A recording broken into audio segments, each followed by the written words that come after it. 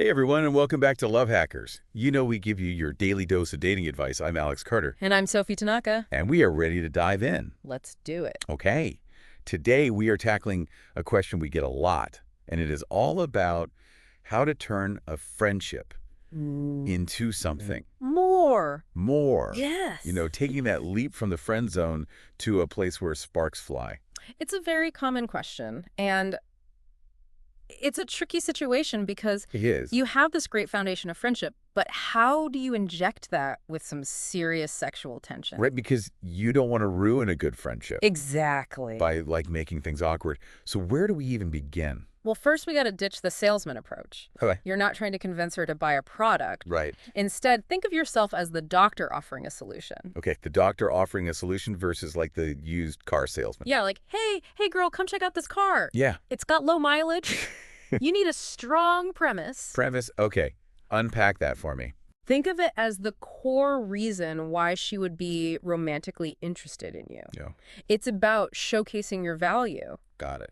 not by bragging, Right. but by genuinely being the best version of yourself. So no more chasing after her. Exactly. To prove yourself worthy. Shift the focus to self-investment. Develop your passions, cultivate your confidence, and set healthy boundaries. Okay. Become the luxury product she can't resist. Ooh, I like that. Luxury product. Yeah. That makes you seem more desirable, less desperate. Yeah. But let's say you've got that solid premise down.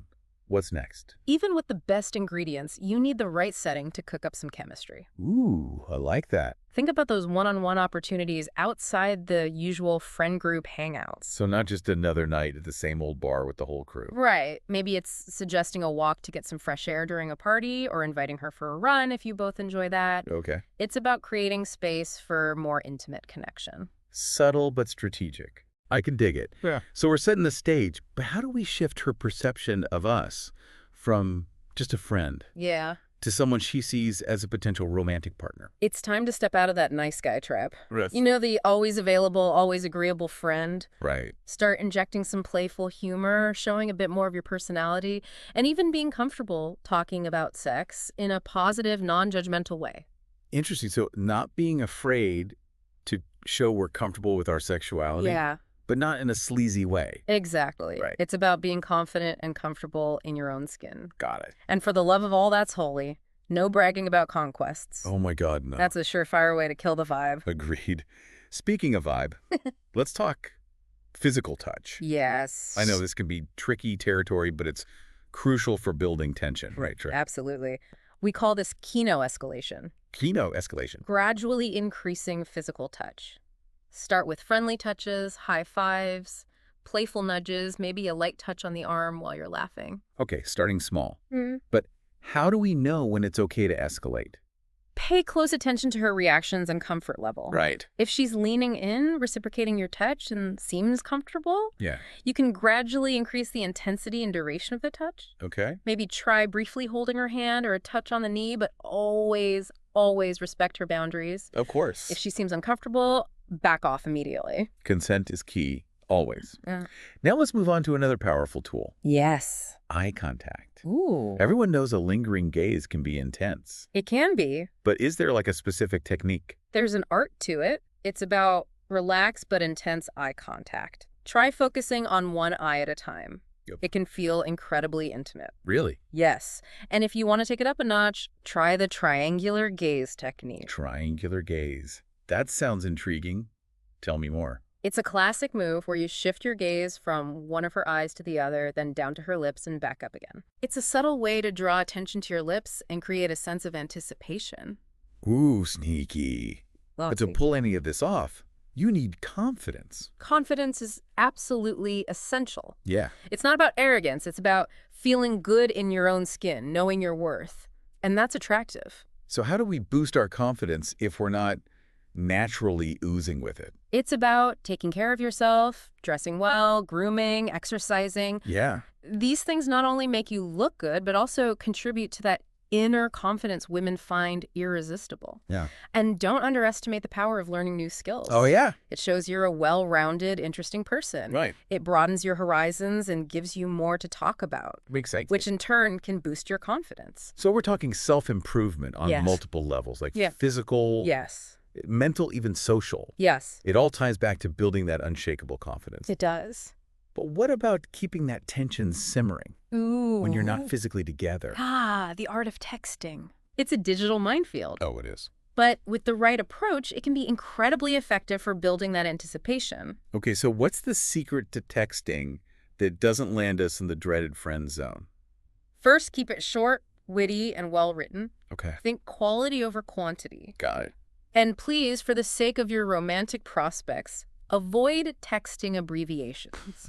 You mean like you up or lol? Exactly. Okay. Those might be fine with your buddies, Yeah. but when you're trying to create a spark, you want to present yourself as mature and articulate, Right. even in a text message. Makes sense. It's about showing you put in effort and care about how you come across. Absolutely. So we're texting like pros. Yes. But what are we actually talking about? Keep it lighthearted and playful. Okay. Avoid heavy or controversial topics. Right. Think flirting, not debating. Right. And definitely no talk about exes. Well, good point. Keeps the focus on the present and the potential between the two of you. Precisely. Okay. Now, this might sound counterintuitive, but a little bit of scarcity can go a long way. Scarcity.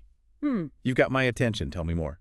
Being too available can actually decrease attraction. Really? Don't feel obligated to respond to her texts immediately. Give it some time. Right. And for heaven's sakes, don't be her go-to guy for dissecting her dating dramas with other guys. Right. You're not her therapist. Exactly. You're the guy she should be wanting to date. Exactly, which brings us to another important point, avoiding rhonitis. Rhonitis, I've heard of this. Yes. But explain it for our listeners who might not be familiar. It's when you become so fixated on one person that they become the sole focus of your romantic energy. Ooh. Okay. It's unhealthy, and it puts a lot of pressure on both of you. So how do we avoid falling into that trap? Remember that your happiness shouldn't hinge on winning over this one person. Right. Focus on yourself, your goals, your own well-being. Yeah. Cultivate a life that's fulfilling and interesting on its own. Okay. Not only will this make you more attractive, but it'll also protect you from getting too emotionally invested too quickly. Solid advice. Yeah. Okay, so we're being confident, not too available. Right. And steering clear of the one-itis trap. Yes. What other dynamics come into play when shifting from friendship to something more? Understanding power dynamics is key. Okay. Constantly showering her with compliments or declarations of love without any reciprocation isn't romantic. Right. It's giving away your power. Interesting point.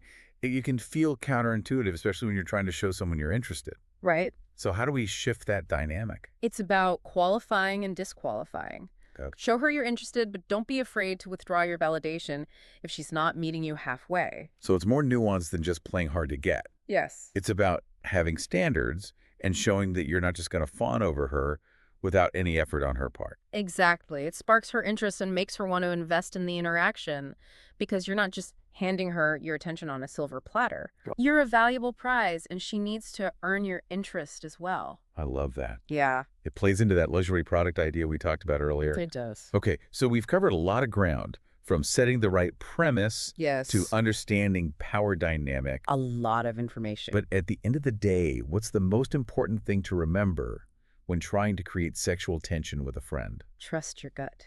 Yeah. All these tips and techniques are great, but authenticity is key. Don't try to be someone you're not or force anything that doesn't feel natural. Right. If it feels forced or awkward, she'll pick up on that. So no cheesy pickup lines or memorized routines. Definitely not. Okay. Genuine connection is far more compelling. Right. Let your personality shine through and don't be afraid to be a little vulnerable. I love that it's about being real, being yourself, and remembering that a little awkwardness is natural. Yes. It's all part of the process. Absolutely. Embrace those moments with humor and grace. Yeah. Don't take yourself too seriously. So we've talked a lot about building tension, creating that spark. Yes. But there's also the physical aspect. Yes. How do we navigate that tricky terrain? Right? We've laid the groundwork. Yes. Created the spark. Now, how do we turn that spark into a flame? This is where leading the interaction becomes crucial. Okay. You need to take charge, both verbally and physically, guiding the interaction towards a more intimate space. Leading. Yes. Okay, so not just waiting for her to make a move. For example, instead of asking, do you want to go somewhere else, you confidently say, let's grab a drink at that cozy bar down the street. Ooh. You make the decision Okay. and create that sense of momentum. So taking the initiative shows confidence and decisiveness, Yes. which are attractive qualities, but what about the physical aspect, like initiating touch? It's about escalating gradually, always paying attention to her cues and comfort level. Okay. Start with those light, playful touches we discussed earlier and see how she responds. Yeah. If she's leaning in, reciprocating, and seems comfortable, then you can gradually increase the intensity and intimacy of the touch. Okay, so reading the signals, Mm-hmm. respecting boundaries, Yes. and escalating slowly. Exactly. Got it. Yeah. But sometimes it feels like there's this expectation that sexual tension needs to be built on a deep emotional connection. Right. Is that always the case? Not necessarily. Okay. While a deep emotional bond can definitely enhance attraction, Right. sometimes a purely physical spark can be incredibly powerful on its own, Okay. and that's perfectly okay. I think a lot of guys struggle with that idea, especially with all the advice out there about needing to build rapport and find common ground before making a move. It's true that shared interests and emotional connection can be important, but we also need to acknowledge that women are just as capable of experiencing physical attraction without needing a deep emotional bond. And sometimes societal pressures can make it difficult for women to express that desire openly. That's a really important point. Yeah. So guys, don't overthink it if you're feeling that spark. Yes. Chances are she is too. Uh-huh. And it's okay to act on that as long as you're being respectful and attentive to her signals. Exactly. Trust your instincts. Be confident. And don't be afraid to make a move. Now, I know we've thrown a lot of information your way today. We have. But remember, the key is to adapt these techniques to your own unique personality and style. Be yourself. Yes. Trust your gut and don't be afraid to take a chance. Exactly. Because at the end of the day, the worst that can happen is things stay the same. Right. But the best case scenario, well, let's just say things could get very interesting. And remember, even if things don't progress romantically, that doesn't mean the friendship is over. Right. Sometimes simply acknowledging those feelings can actually strengthen a friendship. That's a great point.